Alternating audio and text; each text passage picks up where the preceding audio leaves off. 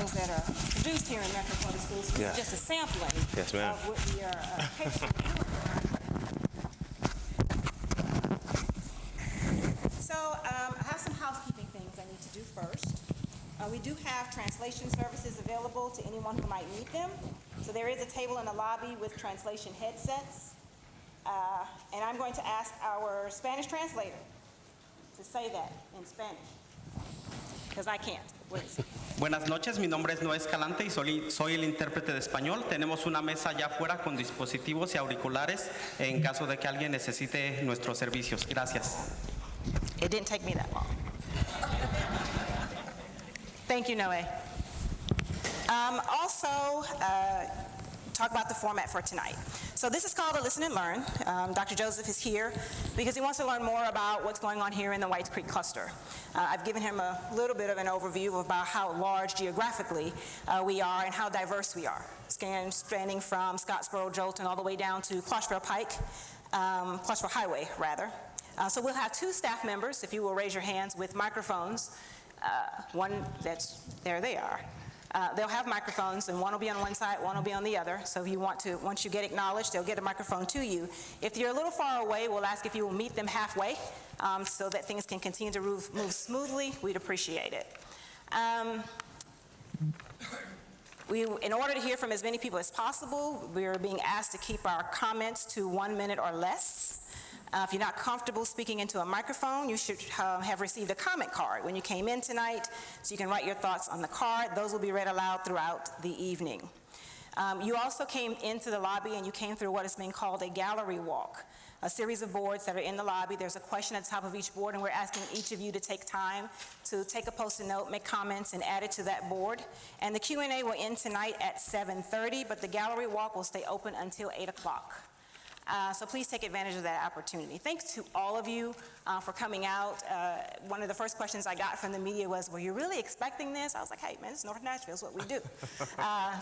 Again, I appreciate everyone for being here and taking the time out. With the weather being the way it is and with it being a short week, I'm sure you had a lot of catching up to do today. So we will get started, I suppose. Get people a chance to be seated. So one of the things that has been a great joy for me since Friday the 13th is Friday the 13th.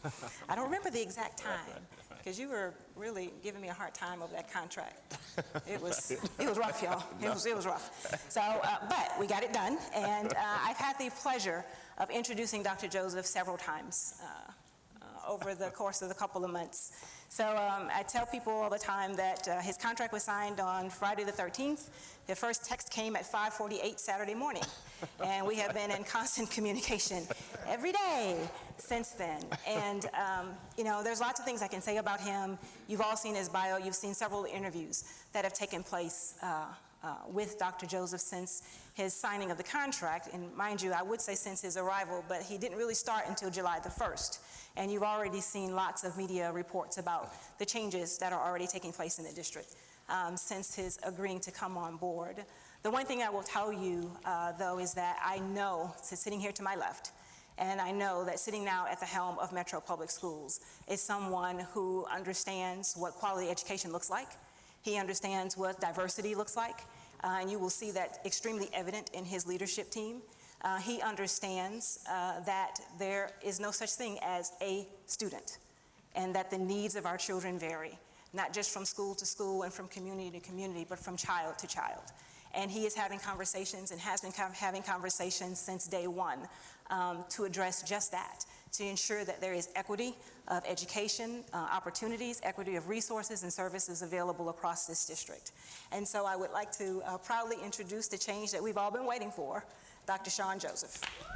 Thank you. Well, good evening, everybody. I hope you're doing great. And then, can we give Dr. Gentry a round of applause once again? I am beyond honored to start our community conversations here at Whites Creek first with an extraordinary principal, and Dr. Bailey. Can we give him a round of applause? but also in Dr. Gentry's, current area. We have, like she said, really, I don't sleep well, and my staff will tell you that I'm a mad texter. It's the nature of the beast. I mean, things are on my mind, and you just like to kind of get them off your mind so you can rest. I'm sorry if I keep other people awake, but I shoot them off. But since May 13th, Dr. Gentry and I have spoken daily. She has clearly communicated the hopes and dreams of this school district as the board chair, and in particular, particularly, each one of our regions is different. And as she said, we have a multitude of learners, within the Metro Nashville Public Schools. And as we talk about, providing equity and excellence for all, the question becomes, how do we make sure, every child gets what he or she needs? That's what equity is all about, right? And so it means that it's not everybody gets equal, everybody gets what they need. And as we look across this beautiful city, we see that there are places that need more than other places. And how do we negotiate that publicly? That is the work of this board. And I can tell you, we have an extraordinary Board of Education, and with us today, we do have Ms. Jill Spearings. Jill. And we also have Ms. Thais Hunter. But I can tell you, this full board, I speak with all board members all the time, and they're all extremely passionate about the work that has to happen, and they're extremely passionate about now's the time for us as a community to really come together and say, we demand excellence for all of our children every day by design in every classroom. So, as we think about where we start in this great school district, I need your help. I've been in other districts, and as you know, I've spent 16 years in one district before going off to Delaware and becoming a superintendent, and then I spent 2 years in another district in Maryland, large districts, both two districts much larger than the Metro Nashville Public Schools, and one much smaller. And what I have learned is, sometimes you got to just stop and listen. You can get a perspective, but every situation is different. You've really got to listen and understand your community's hopes and dreams, and respond, because many public school districts around the country people have lost faith in them, and they've lost faith because people say one thing and then they do something else, and the question becomes, and they say they listen and they nod their head, but then they go on and do everything you said don't do. And as a result, you don't move forward, and you can't, I think American public education, our challenge has more to do with scale, because we have extraordinary students in this district. I was beyond overwhelmed when I got out of the car and heard that band thumping out there. They was rocking it old school. And we've got to, you got to love that. And here today, the young ladies that were and the young man that were singing today, we've got to help Nashville, help Tennessee, and help America see what we just saw tonight. That's excellence on display in every school, right? And the question becomes, because for many, right, let's face it, we've lost lots of children to other places. And when you lose them, we've got to figure out how they come back, because they will come back. The fact is, nobody wants to spend $10,000, $20,000, $30,000 a year. I ain't got $10,000, $20,000, $30,000, but if I had it, I sure wouldn't want to spend it. Especially if I knew that right here, That's right. at Whites Creek, I can get an extraordinary education, and we have an extraordinary leader, Dr. Bailey, and I'm sure he is inspiring extraordinary work from the staff, and we can say that in all of our schools. But the question becomes, are we being responsive to the needs? and do people know and feel excellence from the time they walk in our doors? So tonight, what I really want to do, I don't want to spend a lot of time talking at you. I want to spend most of my time listening to you, because I'm trying to understand what are those things that are occurring in the Metro Nashville Public Schools that we want to continue. Where are our points of pride? And simultaneously, where are those things that we just need to fix? That for years we've heard it can't be done, or people nodded and it just won't be done. And this year, how do we lay out a plan that says it must be done? Because our children need that. Our children expect excellence. So with that being said, I would like to know your hopes. I'd like to know your dreams. And I'd like to know what are those things, where do you think we should start? Because this is where it's going to go. I am in the process, I think this week or early next week, this week, we're going to announce my transition team.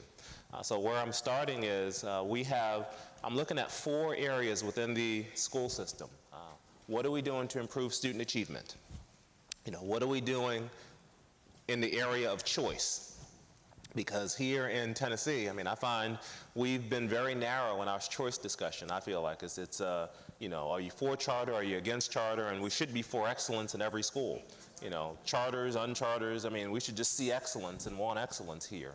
Right. And we should want parents to have choices, many choices, choices that meet their individual children's needs. And sometimes that comes in the form of a charter, sometimes it doesn't, but we should embrace it all. If it's providing excellence is where we have to land on that. But we have to look at, do we have equitable access to the programs that we do have here? And are there programs that need to be expanded? Are there programs that need to be restricted?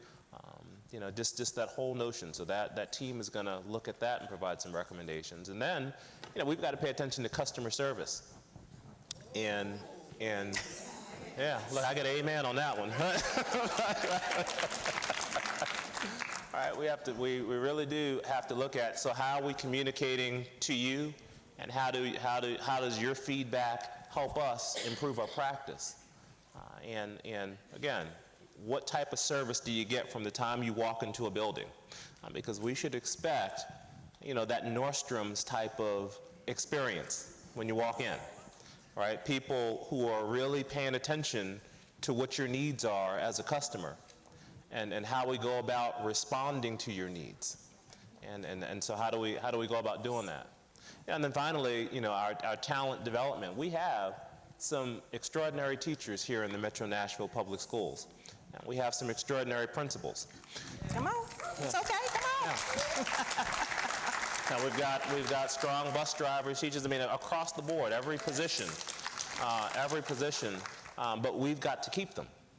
All right, it's easy to put a ring on it, but to keep it, you've got to work. You've got to work towards that. So my chief academic officer, Dr. Peld, is shaking their head like, no, he didn't.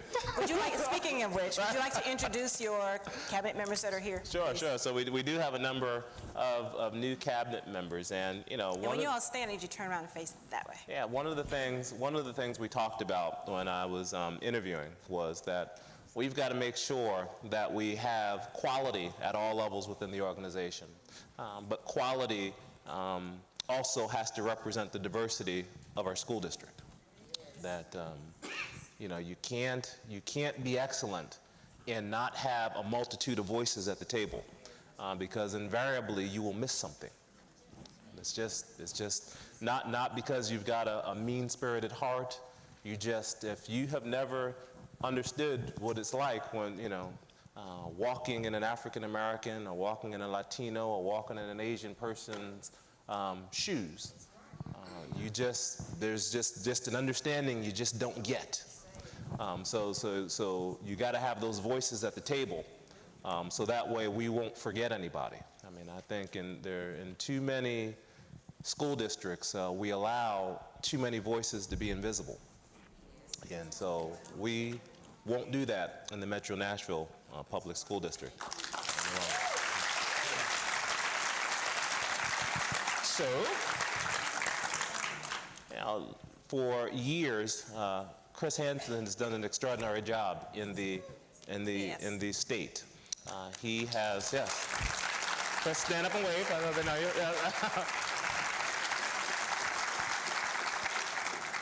Chris is just light-skinned. He really.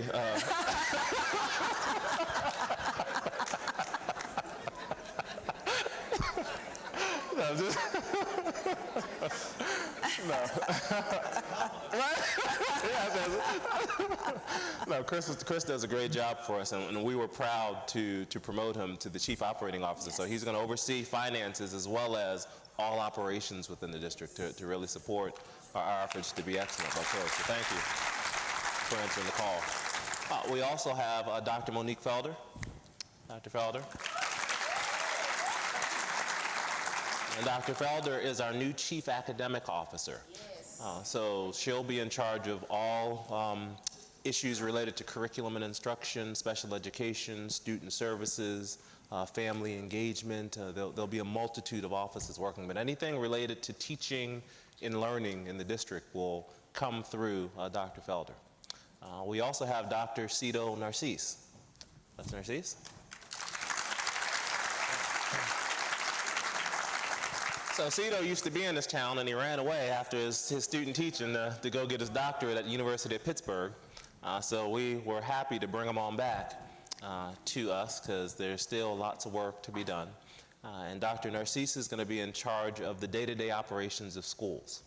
So, you know, all hiring of principals, assistant principals, you know, it's a big job being on top of and doing right the nature of, you know, making sure our principals get the support that they need and our assistant principals get the support and guidance that they need. So Dr. Narcisse will support us in that effort. We also have a new position that was created, and that is going to be the Executive Officer of Diversity and Equity. And that position is going to be held by Dr. Maritza Gonzalez.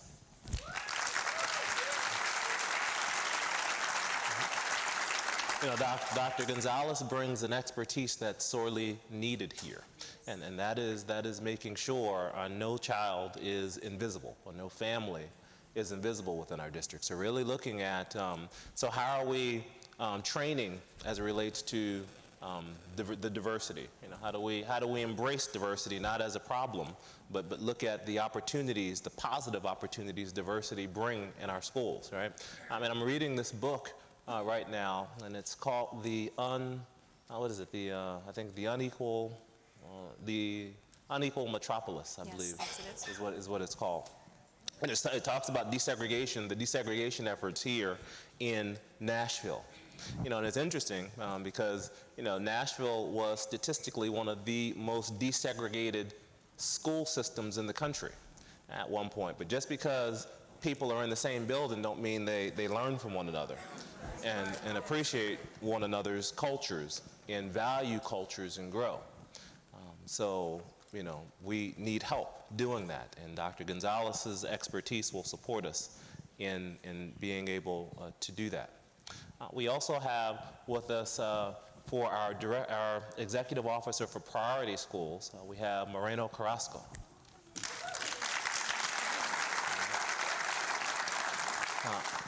You know, a short story. I put it all out there. You know, I've known Moreno. We call him Mo, just Mo, and I have known Mo now for what, 15, 20 years. I was actually Mo's daughter's principal, and when Mo was the Maryland State High School Principal of the Year. Way back when. And I remember when his daughter, he came in my first day, he came in the office, was like, hey brother, you know, I'm here to help you. You know, my daughter's here, man. you know, I was like, you know, anything you need, I got you. And, you know, I mean, with Mo's help, about 4 years later, I was the Principal of the Year. So Mo knows instruction. Just a couple of things before I forget, before we get into questions. Representative Gilmore has come in. Thank you. To be here. Thank you for being here. And you may have noticed that prominently displayed here is a jersey from Seaford. Yes. Oh, Yes, so we have an alum here that wanted to make sure that you recognize that she was here supporting. I see my Blue us. Jays. So the one thing I do want to say, as we're talking about putting it all out there, Yeah. is, you know, as Dr. Joseph went through these changes, and, you know, the first one was promoting, changing, adding to Chris Henson's responsibilities as COO, it was really just this, okay, this is what I'm going to do. And then the next phone call was, I'm thinking about doing this. And so it wasn't bringing diversity to the central office for the sake of bringing diversity to the central office. He was intent on making sure that he brought quality of diverse thinking to the central office. And I've always said, if you do things from the right vantage point, it'll come out the way it should come out. It'll look the way it should look. It will produce the results that you say you want to see. And so, you know, I commend you for what some would call a bold move in making the changes that we've made in central office. But I want to say that I appreciate the intentionality of you know, bringing, as you say, those different voices to the table. Yeah. So I do thank you for that. And then, you know, charter schools have been we've had a healthy conversation about charter schools in our district and in this state. And we had a position, an executive officer position vacant for, you know, filling our charter schools role. And, you know, that one I prayed about, because I know this place the charter conversation has been pretty intense, right? And it just so happened there was someone that I knew who had been in charge of about 60 schools in Milwaukee as an area superintendent. Milwaukee has dealt with charter schools and the charter conversation longer than anybody in the country. And they have some of the, you know, most diverse choice in the country. And people, you know, it's been a contentious conversation in Milwaukee, as it has been a contentious conversation here. And he also had been a community superintendent in the Charlotte-Mecklenburg School District. Again, one of the most diverse, complex, and innovative school districts in the country. And so when Dennis Queen accepted the role of charter school executive officer, I knew we had something going here on this team. So Dennis, thank you for your service. And I think that's who we have here today. But we have, you know, we have gone on the various levels within the organization. We've been interviewing and hiring different people internally and externally. I mean, I said again, I'm just delivering on what I said as we were going to do when we talked publicly originally. I said a strong organization has exceptional people from in the organization and outside of the organization coming together because you don't want to keep doing the same old thing you've been doing, expecting different results. In most places, that doesn't happen. You tend to get the same old thing with new people at the head of it. So this mix will create that synergy that I think we need to move this district forward in a very aggressive way. So speaking of moving forward, I'm starting to get hate text messages. Okay. So we promised you an opportunity to speak. And so we will start. Raise your hand if you have something you'd like to share, a question you'd like to ask. And we have one up here at the front and all over the place. I wasn't supposed to do that. Sorry. It's not my job. And we'll be capturing your questions and things of that nature as we go through too. And this information that we gather will be pushed out. So know that there's somebody capturing all questions and responses as we go through.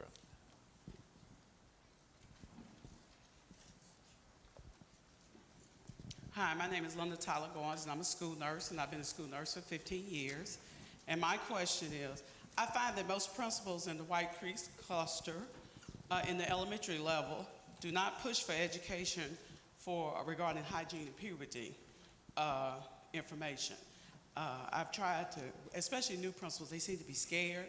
I've tried to push it. I've been doing a program for 10 years, and I'm down to maybe one school that allowed me to do a program for the kids. The kids need to learn about their bodies. I don't know if you're afraid of it. Seems in the past we have been. But these children in the 4th grade, going to the 5th grade, do not know anything about hygiene, how to take care of themselves, anything. And I've pushed for education for 15 years, and I've hit a deadlock. Okay. So many of these questions, to get them out, what I'll say is I think we should be teaching about hygiene, and we can look into that. and figure out where we go from there. But I agree with you, hygiene is important.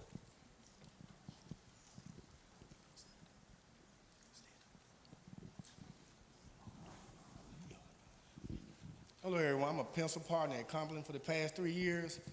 Name is Sylvester, I'm sorry. I would like to see initiatives that will utilize the untapped resources, such as retired teachers and business owners, to aid in the schools and after-school programs. I agree with you. And I think one of the things we did in Seaford was just that. We really did tap our retirees. There are lots of, the best kept secret in any community is a retired teacher who's willing to give their time back to the school system. And I think we need to think about how we work with people to do that. Good evening. My name, Lisa Spells. I'm K through 12 teacher certified. I am a speech language pathologist. I'm a community activist, and I followed you since I lived in Maryland, D.C. So, with that said, you talked about equity, and I heard the term contract. And when I hear the term contract, and I think about some of our previous superintendents who got a vote of no confidence, and they fled with all of our funds. Yes, they did. Question, with your contract, are you willing to delete the term in the contract to leave the funds here if by chance something goes wrong? And if not, are you willing to donate, you and your staff who came from Maryland and other areas, donate a percentage back so the teachers can improve their budgets? The money trickles down from the top. That's number one. Number two, we are in a political sensitive year. And with that said, we have a lot of people running for school board and other positions. Therefore, those persons who put you in the place may or may not remain after this election process. How are you going to serve as the leader who can only really sign the policy because the board makes policy? How are you going to positively affect the new members, albeit maybe old, of the school board and encourage them to work cohesively as an organization to meet the terms that you placed to this group? Sure. So let me answer that first question with no.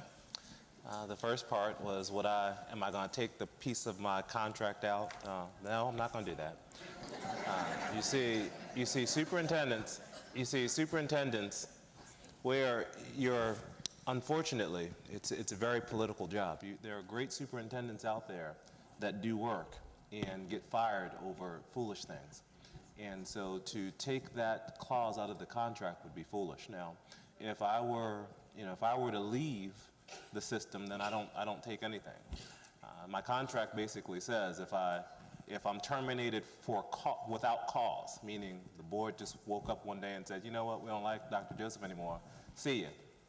Then my contract says you pay me a year or something like that. I don't even remember what it says, but it just says you have some recourse because then you're without your livelihood. So I wouldn't take that away. If I leave on my own, I don't leave with anything. We just do that. The second part of your question, I don't even remember. I got stuck on giving my money up. So I think it's no on taking it out of the contract and no on donating it because he's got a family to feed while he's looking for a new job. So and then the third part of her question was, and so help me, Lisa, if I get this right. Working with a new board. Yeah. So if it's a new board, how do we work together? Yeah. So we have a structure in place where board members are onboarded, and it's the job of a superintendent to work with any board member and anyone who is focused on doing the efforts of doing great work within the district. So if we have new board members, we will embrace them, and we will, and what I will say, one of the challenges in urban education, and I'm going to speak to that directly, is that there's a constant turnover of superintendents. There's a constant turnover of board members. So what happens is you have an organization that's confused, that can never focus on anything, because one day you're moving left, the next day you're moving right. And I think the Metro Nashville Public Schools has suffered from that constant churn. So continuity is a good thing when there's a focus and when there's a commitment to staying on path. And the one good thing boards can do is stay on path. I mean, boards, The superintendent is the agent of change for the board. The board sets the vision, the board sets the here's where we want to go, and then the superintendent gets into the nuts and bolts of the how. So hopefully, as I joined this organization because we had 9 members who were very committed and clear about the direction we want to move towards. I mean, they told me, we want to continue to, how do we grapple with giving principals and schools more autonomy, because they're talking the equity conversation. They ask questions about how do we improve student achievement, how do we make sure reading is a focus, how do we make sure that we're really being committed to equity. If 1 or 2 board members come on, that conversation doesn't change. When 7 or 8 come on, then all bets are off, because there's a new conversation. So that's something this community, will just think about and decide on. But I signed up because we right now, currently, this board and I agree on where we're going. We just had a very good retreat, and in that retreat, we made some commitments on how we communicate with one another, how we communicate amongst board members, and what the focus of this district is at the current time. But we recognize things change, and in any organization, things evolve. And as we get new board members and as the conversation evolves, and that's another challenge, if it evolves so much, then superintendents look to say, is this really, what I want to do? People make those choices, and that's just honest. But my commitment is to be here for a long time. I mean, I don't plan on going anywhere anytime soon. So, unless you start talking about taking my money from that contract. Just a joke, hey, just jokes. Okay, thank you. I just wanted to remind everyone that we have the question and comment cards, and if you have a question that you may not feel comfortable asking in front of the group, you can fill the card out, and Letitia Taylor will come and collect it from you. We have one question already on the comment card, and I wanted to ask that. The question is, will Metro schools continue to use the Academies of Nashville model? Yes.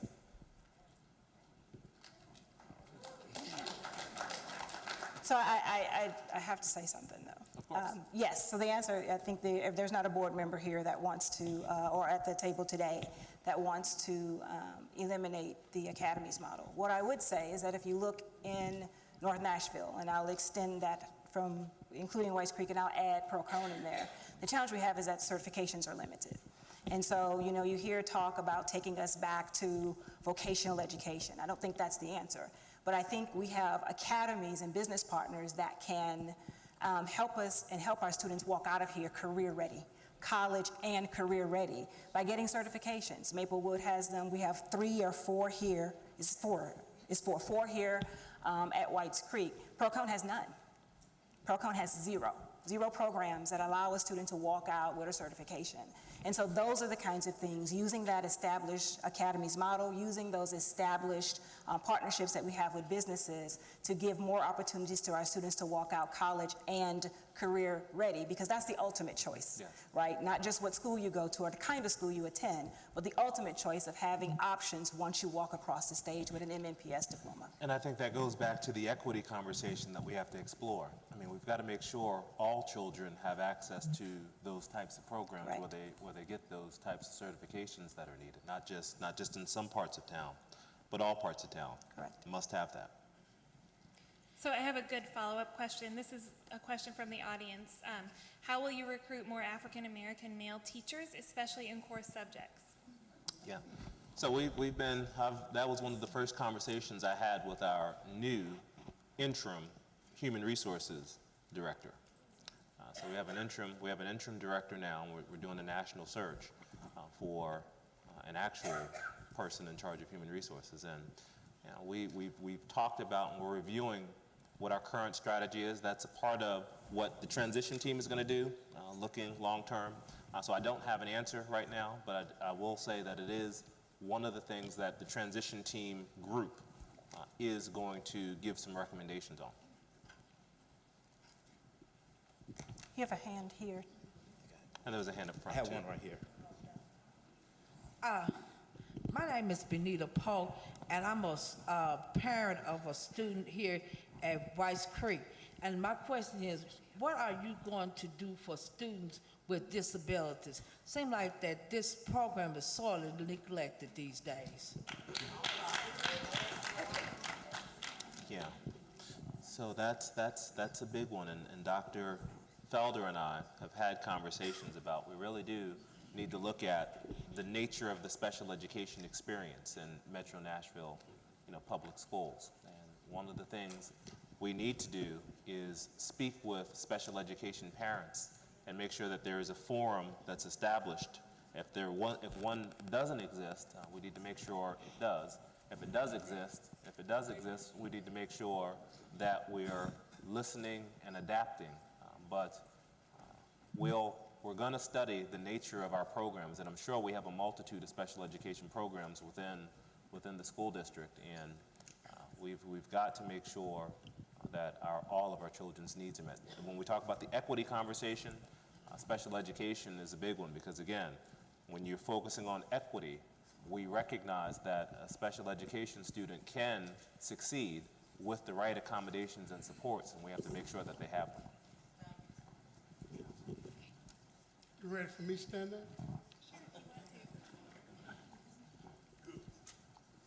Welcome aboard, Dr. Joseph. Thank you, sir. I'm in 1994 retired from Metro Nashville as associate principal in McGavock High School then. I heard Dr. Gentry say something that I don't concurrently agree with, but I know you went to Liberal Arts School up in Lincoln, and I applaud you for going to Lincoln. You're all right with Yes, me. sir. Founded in 1854. All right. Well, I graduated way before then. I heard what Dr. Gentry said about vocational and technical education, but there is an alarm at this gate, and I know you've cut it out. I know after I retired, they cut it out, but there's nothing worse than having a student, walk across your stage with a high school diploma, and the next day they don't know what to do because they don't have any skills. Now, don't get me wrong. I know that all students know how to read. I know that there has been a shift as far as instructions are concerned in technical education. But you know what? I told the state legislature, because they dumb. In this state, you'll find that out. They're dumb because they believe everything on standardized tests. And you and I know that you don't make the best teacher because you score the highest test exam on the, I know that. I didn't know I was going to do this, but those of you who know me know I don't mind talking. But now remember, we had a 1 minute limit. I am really concerned about what will be our position as far as vocation. I know that children need to know how to read, but they need to walk out with something. Dr. Joseph, you know just like I know. I have friends who taught at Fisk with PhD degrees. They couldn't change a tire on a car. So I wish that would be a consideration. So Now, I'm going to sit down.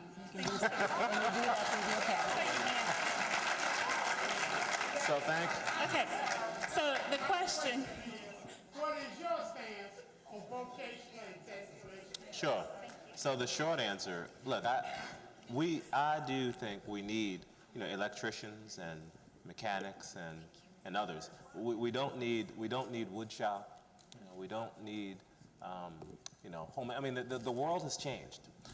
Our challenge is how do we make sure that we are preparing kids for the real jobs that exist today and those future jobs that we yet don't know are quite here. And I believe in the academies because the academies are giving children certifications where they can go out and make real money and be prepared right now. But I don't want us to go back into yesteryear for some skills. I think we have to be thoughtful about that and careful, because quite frankly, in a lot of these vocational programs of the past, they were low level.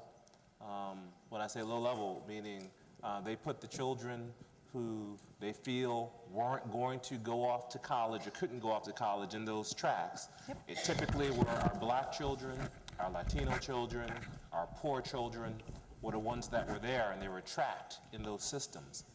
And I couldn't support that. Yes. So we have to be careful, but I think the academies programs that we're working towards are the way we need to go. Good afternoon. Good afternoon. My name is Joseph Bond, and shout out to Mr. Henson, former Whites Creek PTO president for 4 years here. Former. My question would be, I think the young man that just got through speaking might have been looking at my Bible version. What in the world are we going to do with the students that can't perform on a high academic level? Now, we have students that go to charter school, but they come back to our schools after they get their check from charter schools in November. We got to do something about that, Doc. My name is Joseph, and I'm sure your name's Joseph too. Yes. Thank you, God bless you. And I would just like Powerful to say name. that, I come up through vocational, okay? When I come out of high school, I was in the 5th grade, I was 8th grade, got put back to the 5th grade because of integration, okay? And I had to fight every day. Had to fight the white kids to keep them from beating up on us 13 blacks. So I didn't get a chance to do a whole lot of studying. But when I got to high school, the seniors, juniors, they taught me how to shoot dice first. In my last year of high school, I took up masonry. I've been a masonry contractor, I've been a general contractor, and now I'm a restaurant. I have products in all your Kroger stores in so many areas. So let's don't leave vocation out of this area, because I've had some kids that I've taught Little League, baseball, and football, now doing penitentiary time. So let's don't do, we gotta have somebody to clean the floors and stuff at these schools. Those kids that can't learn on an academic level, teach them how to do an application, and maybe one day let them be able to work for our school system and keep our floors and stuff up. Thank you for your comment. Okay, she's promised to keep her question less than a minute. My name is LaCheryl, and I'm the academy coach here at Whites Creek High School. And not only am I an academy coach here, but this is my school. This is where I graduated from. So, and I know we have a lot of alums in this building. If you would please stand up in support of our school, because we know back in the day that our school was the school to go to. Our school was the mini TSU, and our school was that school.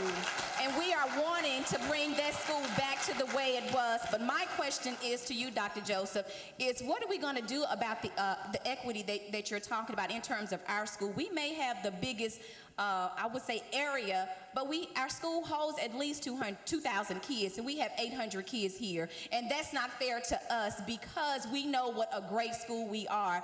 We have students that are creating biofuel here at this school. Our black kids, our white kids, they're doing things that is exciting for the world. We have the #1 FFA chapter in the state of Tennessee here. So we have a lot of great things here that's going on in this school that no one knows about. I feel like we've been treated like the stepkids of the district, but I know in my heart, and Dr. Bailey, he has done a wonderful job. We have a wonderful staff, and I just want to commend him for the things that he has done over the 4 years that he has been here. But we are looking for that equality. We are wanting to invest in our kids. We have our alumni. They have been just great this past year, and I want to commend you for the things that you have done. But I still want to say that we need students in our building so they can experience the great things that we're doing here at the Creek, because we always say the Creek is what? Rising.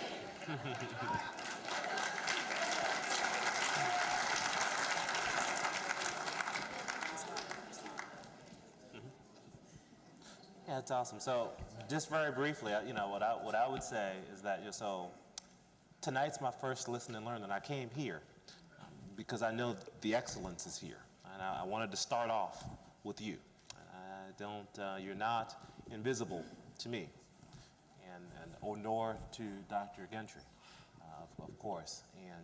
And what I'll say is, you're talking about boundary conversations, and those conversations tend to get very interesting at a board level from our perspective. I think one of the things we will look at, and our choice committee is looking at, as we think about equity, is we're going to be looking at our enrollments and boundaries and things, and I don't know if that's an immediate first year change, but we will be looking into it, and it's some of the questions we have. I mean, the fact is, we've got a lot of schools that I believe are under-enrolled. When we look at 86,000 students and how many schools we have, without knowing the specifics, I know there are lots of schools that must be under-enrolled. And when you have under-enrolled schools, you have challenges with being able to provide the types of supports that you need, because small schools tend to not be able to offer as many programs, quality programs that need to be offered. So it's a conversation that the board and I will ultimately have at some point.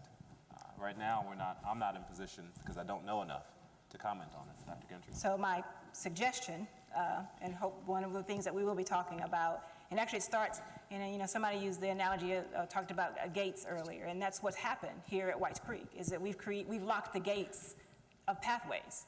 And so it started with Haynes, right? So we made Haynes a lottery school. We took away the zone. And so what's happened is now Haynes is 43.7% filled. So 56.3% of that building is empty. And so it's the downstream effect of what's happened there. The other part of it, and that's why I'm glad to see Mo here, is happening in Jolton, right? So we've got the other feeder school is a priority school. And so parents are opting to not use Jolton because it's a priority school, so you've blocked off another source of students to Whites Creek. So we've got two ends of the spectrum that we have to look at, two sides of this issue. I think my personal opinion is the one for Haynes is an easy fix, but the benefits of it will be a while to see, and just take the lottery off. Don't make a parent fill out an application to go to the school that's right across the street. That's the first one, and the second one falls in Mo's court, is that we've got to raise the performance of the students at Jolton Middle. I'm Dr. Carolyn Baldwin Tucker. I am former council lady at large for Metropolitan Nashville, Davidson County. And I must say that your fine principal here, Dr. Bailey, was one of my students when he was in the 5th and 6th grade. So, you did a great job. Thank you. And I'd like to say also that I was a part of the first Equity and Excellence Committee of the 90s. And there are a number of things that I would like to share at some other point regarding that. But relative to where we stand now, I also am a former administrator in metro schools.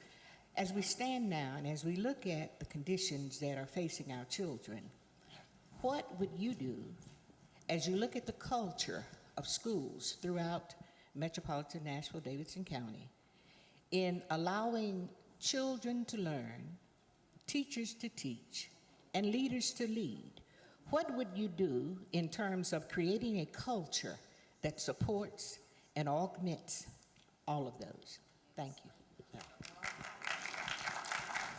So it's a complex question, but the short answer on that, and I mean, the adults have to run buildings, period. I mean, adults must run buildings, and we must support the principals in ensuring that the adults run, the buildings. Simultaneously, we have to look at when there's lots of behaviors in a building, you got to ask sometimes, what are kids reacting to? What is, because there's a response that you're seeing, and though the adults run the building, is there something in the water that we've got to look at, and how do we make sure that the water is healthy, the culture is healthy as we go through that. But it's a complex question, but it starts with adults running the building, and then going deeper into, so why are kids reacting the way they're reacting? and putting policies and policies and structures in place, to ensure that we're looking deeply and not just, suspending kids and sending them out of school and doing all the other things that, don't do anything but make them hate the school and come back angrier. Hi, my name is Whitley Campbell. I'm a 2015 MNPS graduate, and I'm a student who came from MLK, which I hope you know is a magnet school, and I transferred over to Maplewood, which is basically like a Whites Creek and a Hunter's Lane of Metro, and really my comment is not more of a question, but it's a goal for you, your new team, old team, and future teams. Yes. It's to not forget about the kids here at the Whites Creeks, the Hunters Lanes, the Maplewoods, because we send, well, you all send most of your top-notch teachers and administrators to the MLKs and the privileged schools compared to sending them to the schools I feel like need the most improvement. And listening to parents and teachers, it's not the kids who can't learn, because I've been there with the kids who can't learn. It's the kids who aren't as fortunate as me, who have come from an educational background, who advocate for education. We need to start, programs starting in elementary school. I thank God for my mother. She's a, MNPS teacher, and my god sister, she's a principal at MNPS, and they have done so much for children who come from these type of schools that they might not go out to be the doctors and lawyers of the world, but they become something other than being in a penitentiary or being worse. So I just want you to start more programs. I don't want you to forget about us, because I'm now a part of the Whites Creek, the Hunters Lane, the Maplewoods, all the kids that are being left behind because we're the problem kids. We don't want to learn. We want to learn, but we don't have the teachers who truly love us enough that want to push us. So that's just my goal. And like I said, this is me. I just graduated last year, and I'm confused about what I want to major in, but half of it is becoming a teacher or where I can help kids like me who have come from MLK and get to experience the kids that can't learn, or we don't want to help their school. I need you to help all of your districts, all of it, honestly. Well, I commend you for wanting to become a teacher, and we can help you with that in the back. If you just give us your information, we would want to support you.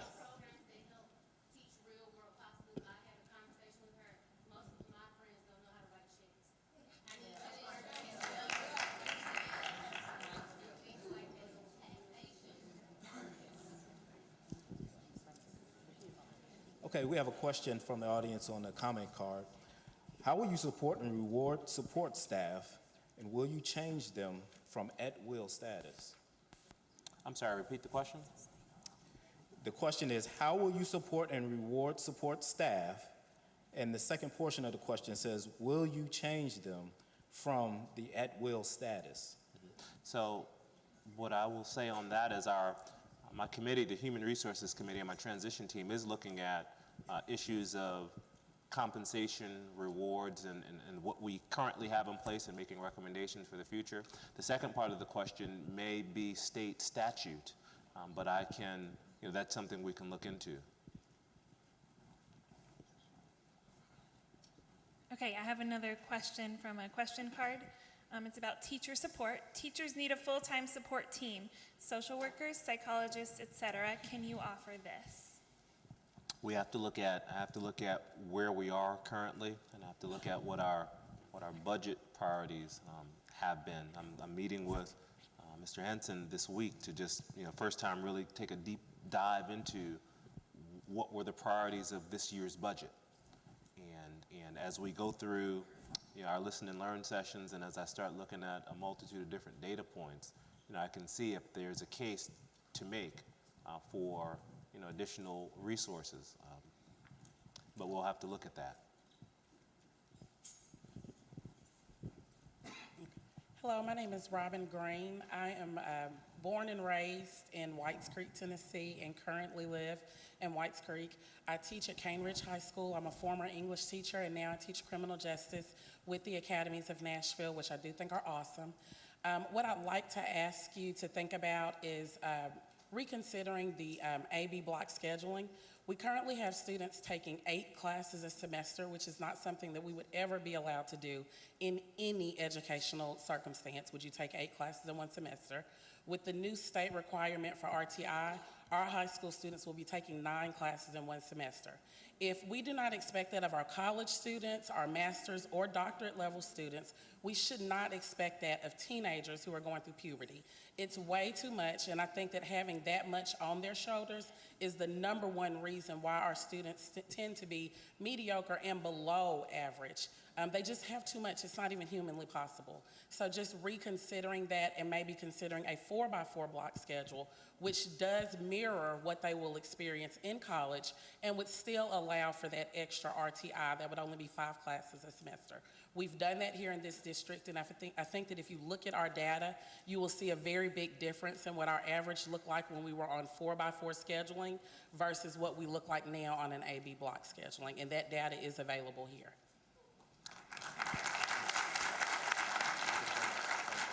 We'll look at the scheduling.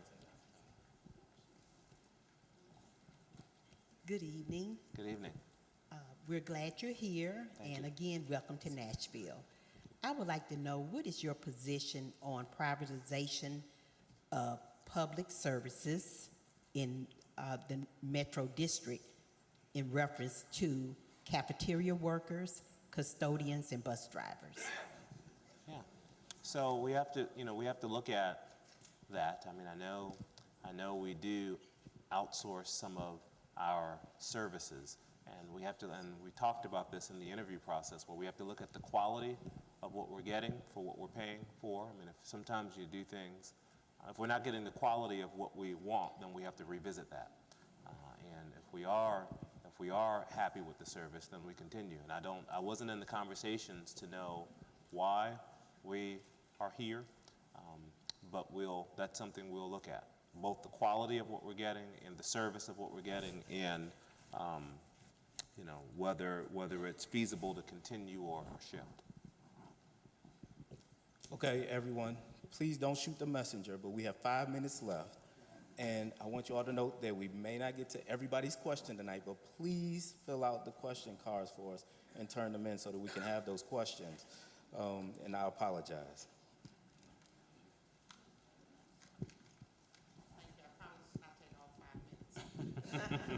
So, Dr. Joseph, welcome to Nashville. Thank you. I'm Brenda Gilmore, a state representative. Just a quick comment. I noticed, and then I'll ask my question. A quick comment is I noticed in the business community and in the media that they often refer to you as Sean.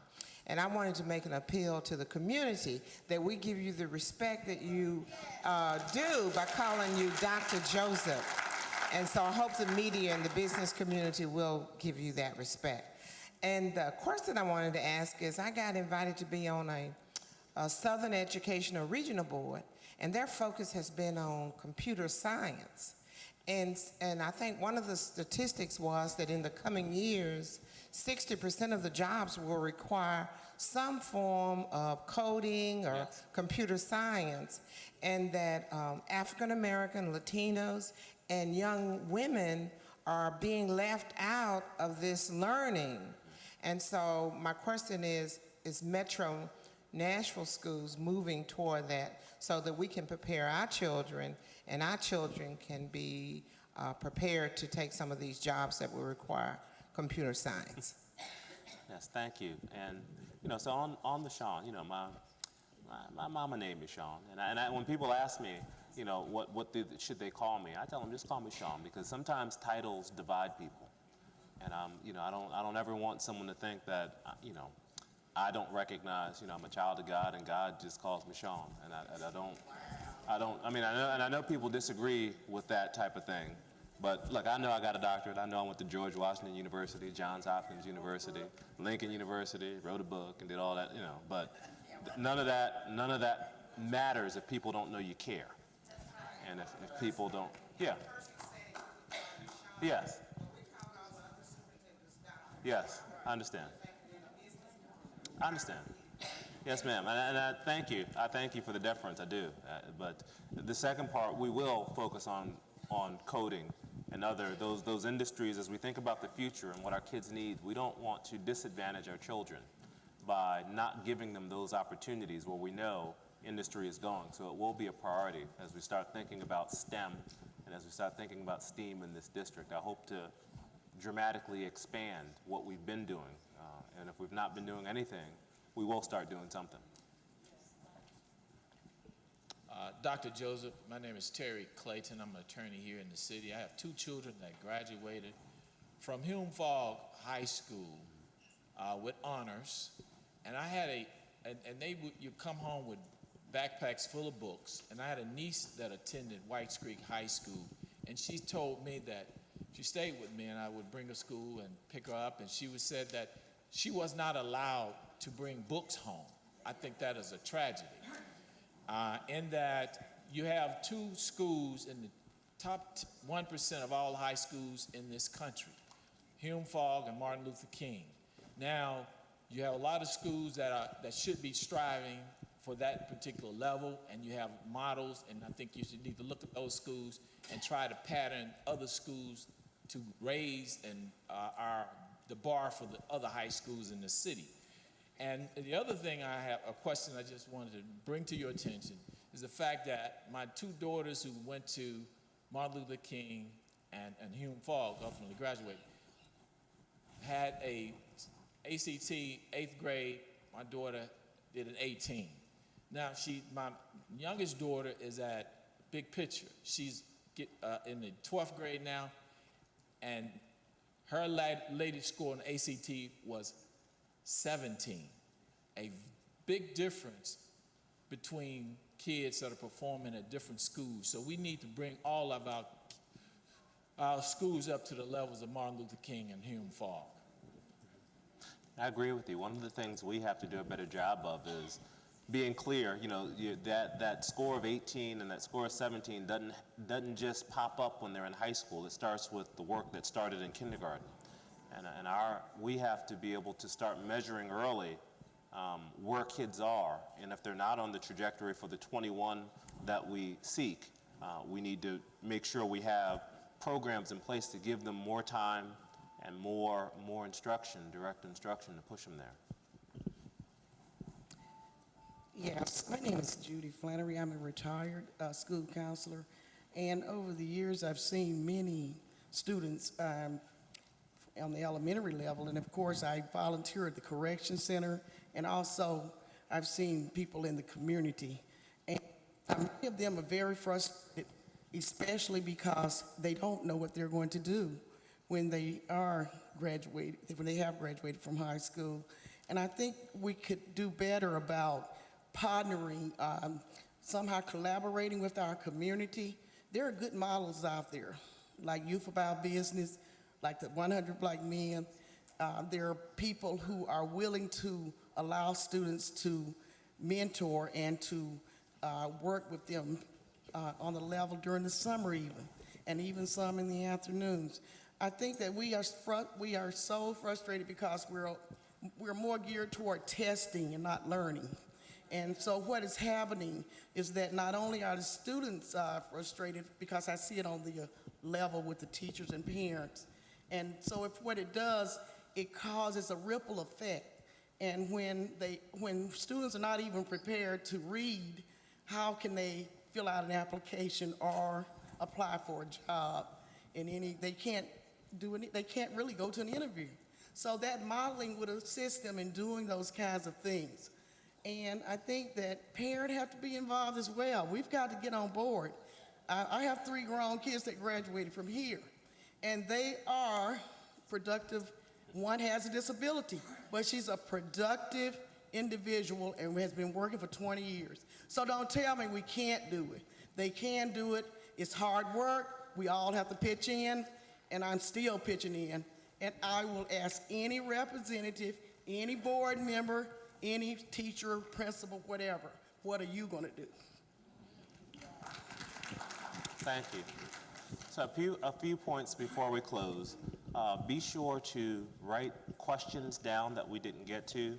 And if we don't have your email address before you leave, please make sure we write it down, because what we'll do is all the questions that were not answered, we will put responses in writing to them, as well as the responses that we had here, and we'll push it out to you from this community, so you know the response will be there.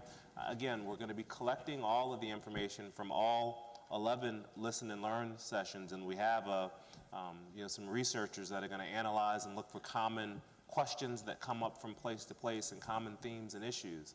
And it's going to help us really be targeted as we go into the second semester into our strategic planning process. But I really do want to thank you so much for coming out tonight. I'll stay around for some time after here. There's still an opportunity for you to add to the gallery walk that's outside. And I'll turn it over to my colleague, Dr. Gentry, to wrap us up. Again, thank you, Dr. Joseph, for being here. Thank you all for coming and participating and for your comments and your questions. I just want to point out again that I saw senior staff with notebook and pen, and so everyone has been listening with an intentional and ear of interest. And, we have said it before that the creek is rising, but North Nashville, it's our time. It's our time. And so continue to be engaged, continue to do add your email address. Dr. Joseph will be putting out a weekly communique. Did I lie? That's right, weekly. Maybe monthly. Okay, monthly. Weekly to the teachers, monthly to the community. I think you all have gotten your first one. If you're a teacher in Metro, you should have heard a message from Dr. Joseph already. And again, he committed in the very early parts of his interview to communication, and he's kept true to that, but it has to be two-way. And so as one of our questioners raised in the back, one of our parents, let's remain engaged and partnered in this work. It's easy to criticize when we're disgruntled, but there's room under the tent for everybody, and there's a role for every one of us to play. So thank you all for coming out tonight. More comments, comment cards available, and please add to the gallery walk, and be careful going home this evening. Thank you.